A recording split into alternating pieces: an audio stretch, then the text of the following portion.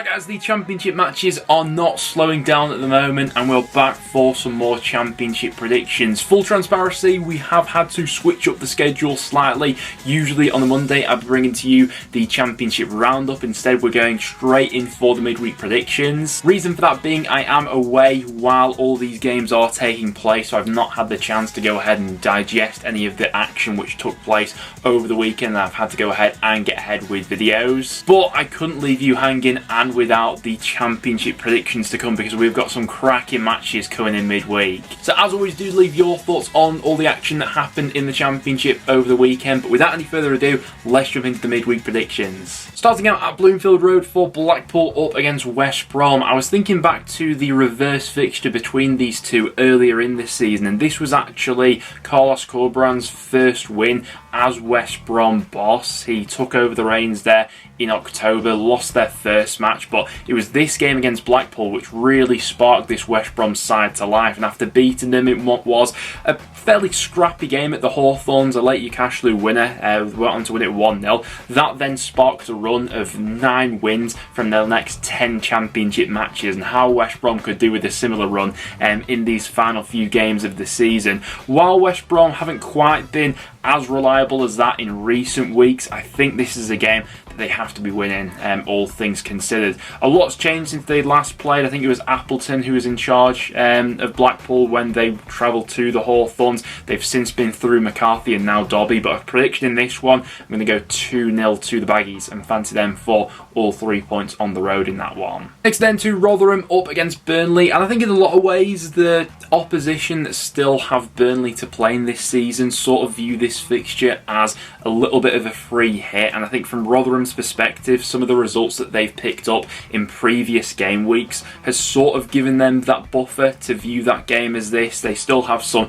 really compelling head-to-head fixtures to come against teams in and around them in the final few weeks of the season, with games against both Cardiff and Wigan still to look forward to. But in the case of this one, I am expecting a sort of resilient Rotherham side looking to put a few banks behind the ball. Burnley are going to play around, and it's just a question of whether Burnley get that early goal and the floodgates open, or Rotherham do manage to keep things tight and they nick a goal on a set piece or a transition. How do I see this one going? I think I've got to be back in the away side. 2-0 Burnley, I'm saying in that one, but it's the sort of time of the season now where we do get some silly results. Next then to Bramall Lane for Sheffield United up against Bristol City. Now Sheffield United won't be in championship action in this upcoming weekend as they have that FA Cup semi-final to prepare for against Manchester City, so it'll be especially interesting going into this game against Bristol City whether or not that game has any influence on this one. And what I didn't actually realise when I was recording the previous round of predictions was that Sheffield United have actually got 4 consecutive home games. They had that game against Cardiff at the weekend, this one against Bristol City, and then because of that FA Cup fixture that they've got sandwiched in between them, after this they've then got games at Bramall Lane against West Brom and Preston. So 4 consecutive home games in the Championship, absolutely unheard of. Whether or not that FA Cup semi-final will be playing on the Blades' minds will be interesting to see, but I am just going to predict them for 3 points in this one. But Bristol City do pose a unique threat, and with Nigel Pearson, he's always capable of throwing a spanner in the works. But with that being said, I'm going to go 2-1 to the Blades in this game. Next then to Stoke up against Wigan. I am expecting Wigan to make a game of this one, but it very much depends on which version of Stoke turns up for this game, as we have seen their levels fluctuating between real highs and real lows, especially at home throughout this season so far. What we have seen under Alex Neil is a lot of the underlying numbers picking up throughout the season. What I found quite interesting when I was having a little bit of a dig into some of the numbers for another video that I was doing was that Stoke are now 6th in the Championship for shots per 90, which I definitely wouldn't have said just a few months ago, but that's clearly been a conscious plan of getting them up the pitch a little bit more and into those attacking positions. And obviously we've had a varying degree of how clinical they've actually been in some of those matches. For a score prediction in this one, I think it is Stoke who I am fancying. I'm going to go 2-0 to the home side in this one, but Wigan could still throw a spanner in the works. Next then to Sunderland up against Huddersfield. Now what's interesting about this midweek fixture list in the Championship is that a lot of the teams in and around the top 6 6 are playing sides below them in the Championship. That wasn't necessarily the case in the weekend just gone by, and the weekend to come in the Championship. We've got a lot of head-to-head fixtures of top 6 sides going up against each other once again. So this midweek round of results will be absolutely crucial to building momentum ahead of some of those big matches which are to come. And another chance here for Sunderland, albeit against a Huddersfield side who have been much more competitive under Neil Warnock. I'm expecting this one to be quite an entertaining game actually, with Sunderland's flair players going up against a regimented Huddersfield squad who have been given a new lease of life under Warnock.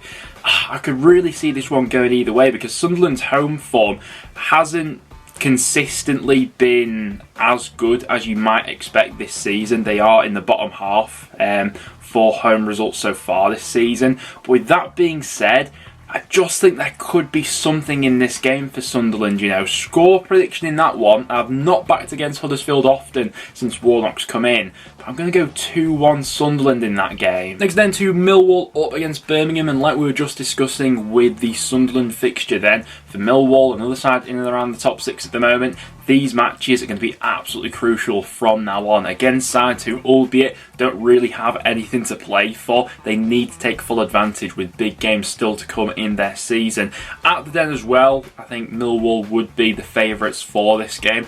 Well, Birmingham can still be a tricky customer, make it tight and look to snatch a goal from a set-piece situation, which they've been fairly prolific off so far this season, and whether or not this Millwall side can properly click back up into gear and consistently deliver the goods in the final third. I'm expecting this one to be a fairly low scorer, whether Birmingham or not can get anything over the line against Millwall backline, which has been fairly solid. Maybe one goal, but I think I'm just going to edge Millwall for a 1-0 home victory. Slim margins in there, but results are all that matter at this stage. Next then to Ewood Park for Blackburn up against Coventry, and this is really the only game in midweek where two potential playoff contenders go up against each other face to face. In a lot of other examples, it's teams in and around the top 6 playing sides below them. So these head-to-head battles ultimately will decide who finishes in the top 6 come the end of the season. And I'll be particularly interested in this result with Blackburn coming to Deepdale after this one on the Saturday. So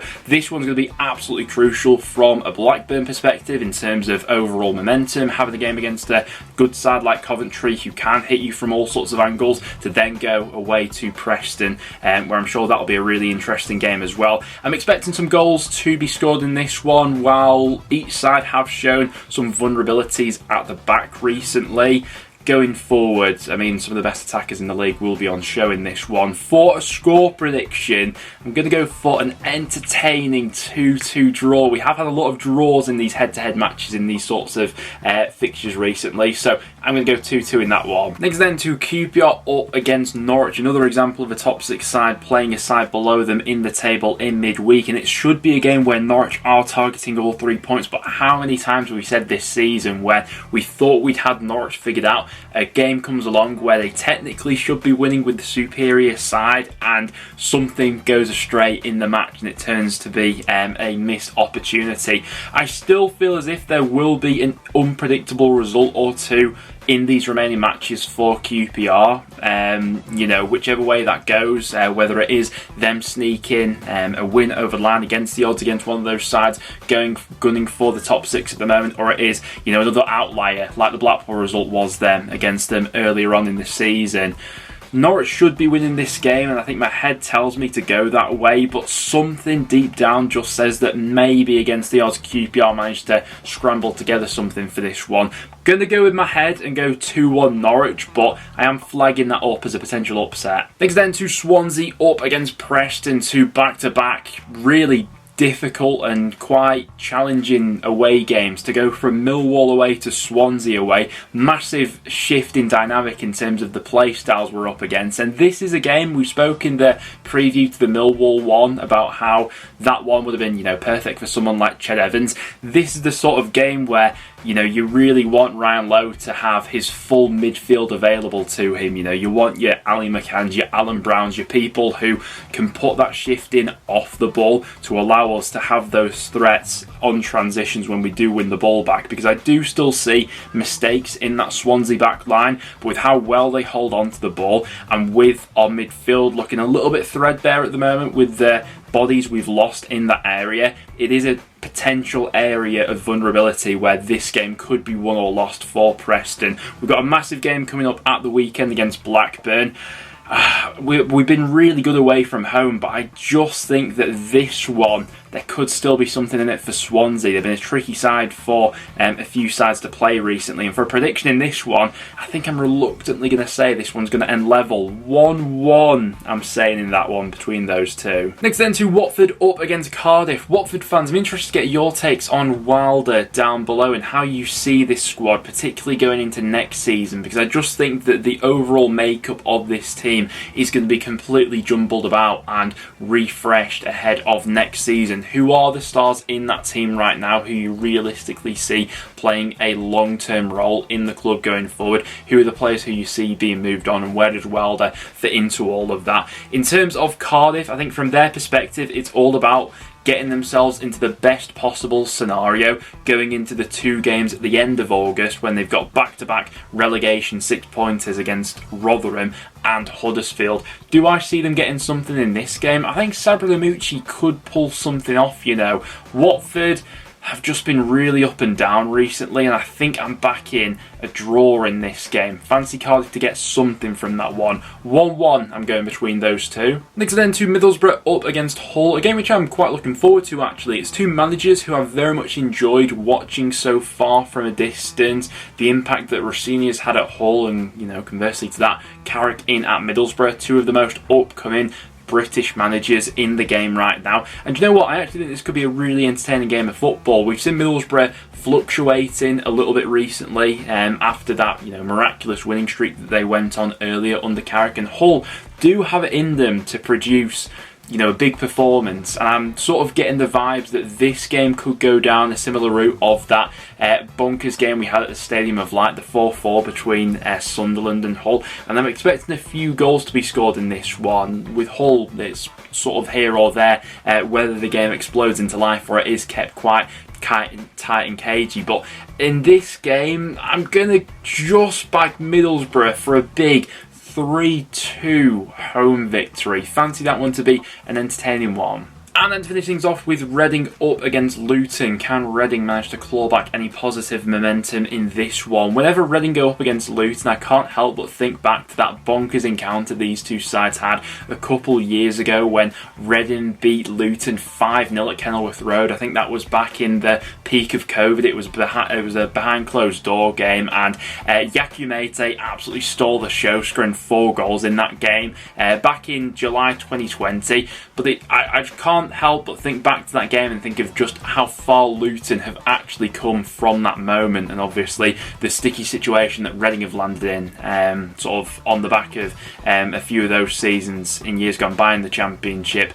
In terms of this game, Luton are the obvious favourites here. I do think we will still get in some of these matches a spanner thrown in the works where one of those sides in and around the relegation zone does come up with a big result against a promotion chaser, but I'm not sure it's in this game. Score prediction here, I'm going to go 3-1 Luton. I just fancy them to create quite a few chances in that game. But guys, there we have it. That will now wrap it up for today's video. Thank you very much for tuning in. Like I said before, I had to switch up the schedule a little bit due to my situation at the moment. I am currently away, so I had to get ahead with videos and go ahead and pre-record this prediction video for the midweek matches. So no Championship roundup, but I couldn't leave you guys hanging with some big matches to come. As always, make sure to leave a like if you did go on to enjoy it, and do leave your predictions down below. But rather than that, I'll see you all in the next one.